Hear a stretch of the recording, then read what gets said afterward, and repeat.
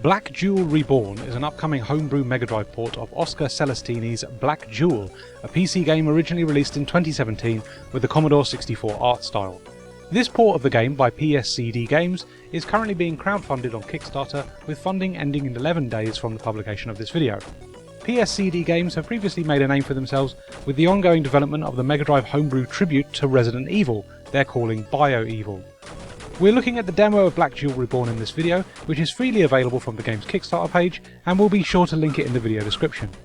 Black Jewel Reborn is a methodical action game where you take control of either Ryan or Julia and must go after the evil Darkor, who has stolen the legendary Black Jewel from the ancient Temple of Power and is hilariously going to use it to overwhelm the kingdom.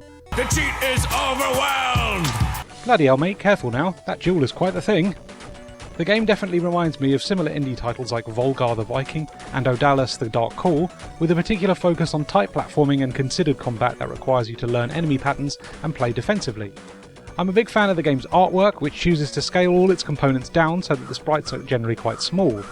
This has the desirable effect of allowing you to see more of the stages at any given time, and it's especially useful for bosses as it gives you more real estate to move around in to avoid enemy attacks.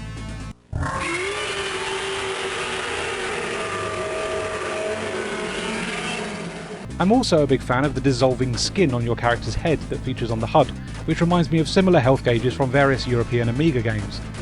The action is very responsive and deliberate, which is important for the sort of precision this game is presenting you with. When you make a mistake, it's definitely a mistake on your part and not the game's, so if that sort of challenge is what you crave in retro-style games, then this will certainly push your buttons. In addition to the standard sword swinging and jumping, you also have a special meter that can be used for smaller, more powerful attacks, or more limited screen-filling specials.